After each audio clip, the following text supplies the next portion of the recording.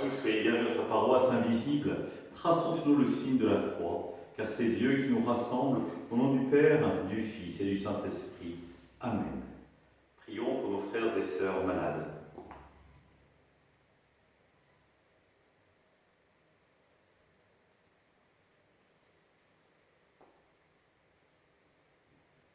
Nous pouvons plus récemment confier la famille d'Arnaud.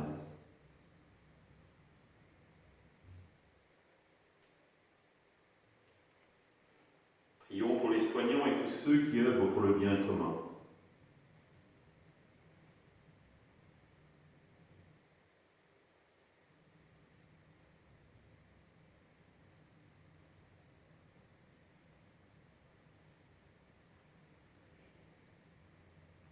Prions pour ceux qui sont en angoisse, la solitude, que l'Esprit Saint vienne les visiter.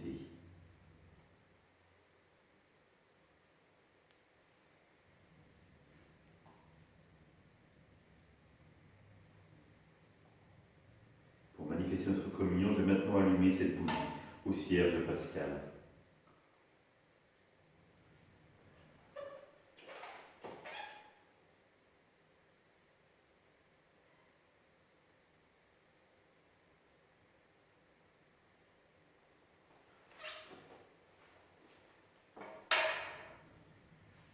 Dans l'évangile de Jean.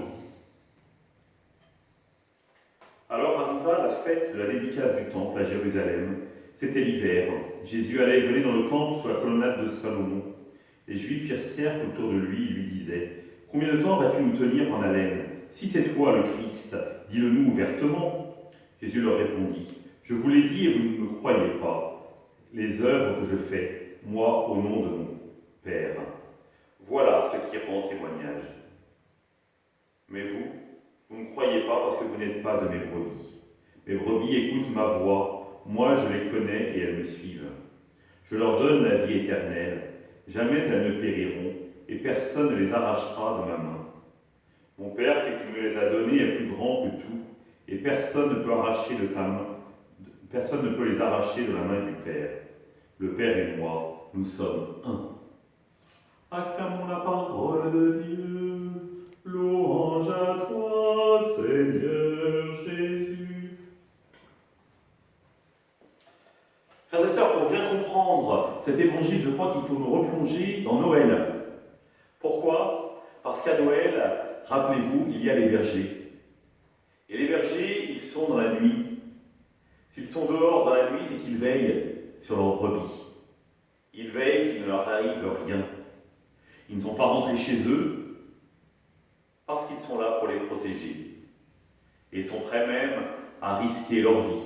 Rappelez-vous le témoignage du roi David, quand il était jeune berger, avant d'affronter Goliath, il dit « Je n'ai pas eu peur d'aller arracher à la gueule du lion une brebis quand il voulait en prendre une. » Oui, le berger était prêt à tout pour protéger ses brebis. Et c'est le sens que Jésus donne à celui du bon pasteur. Rappelez-vous ce que dit le psaume : Le Seigneur est mon berger, je ne manque de rien. Sur des prés d'herbes fraîches, il me fait reposer. Oui, quand Jésus parle qu'il est le bon pasteur, il y a tout cet arrière-fond derrière. Et donc, le berger connaît ses brebis, mais aussi les brebis connaissent le berger. Et elles savent qui il est. Et quand Jésus dit aux pharisiens, aux foules qui viennent le voir, vous n'êtes pas de mes brebis, cela veut dire que vous n'êtes pas capable de me reconnaître comme le berger. Parce que je fais les œuvres de mon Père. Donc ce n'est pas le berger qui rechasse les brebis, mais les brebis qui ne veulent pas reconnaître l'action du berger qui veille sur elles, qui est prêt à les protéger et même à donner sa vie pour elles. Oui, à un moment donné, Dieu ne peut pas tout. Par amour pour l'homme, par amour pour chacun d'entre nous, il nous laisse libres de voir ou non ces signes au cœur de notre vie. Et c'est à nous de nous déterminer en disant oui, j'entends la voix du Seigneur, je l'écoute, j'attends sa parole. le Christ ne nous forcera pas la main. À nous d'ouvrir les yeux, d'ouvrir les oreilles de notre cœur pour dire « Oui Seigneur, je crois, tu es mon Dieu ». Et cela change tout. Cela change toute ma vie. Ensemble, nous prions. Notre Père, qui es aux cieux, que ton nom soit sanctifié, que ton règne vienne, que ta volonté soit faite sur la terre comme au ciel. Donne-nous aujourd'hui notre pain de ce jour. Pardonne-nous nos offenses, comme nous pardonnons aussi à ceux qui nous ont offensés. Et ne nous laisse pas entrer en tentation, mais délivre-nous du mal. Amen. Que le Seigneur nous bénisse, nous accompagne notre journée, nous garde dans la paix. Au nom du Père, du Fils et du Saint-Esprit. Amen. À demain.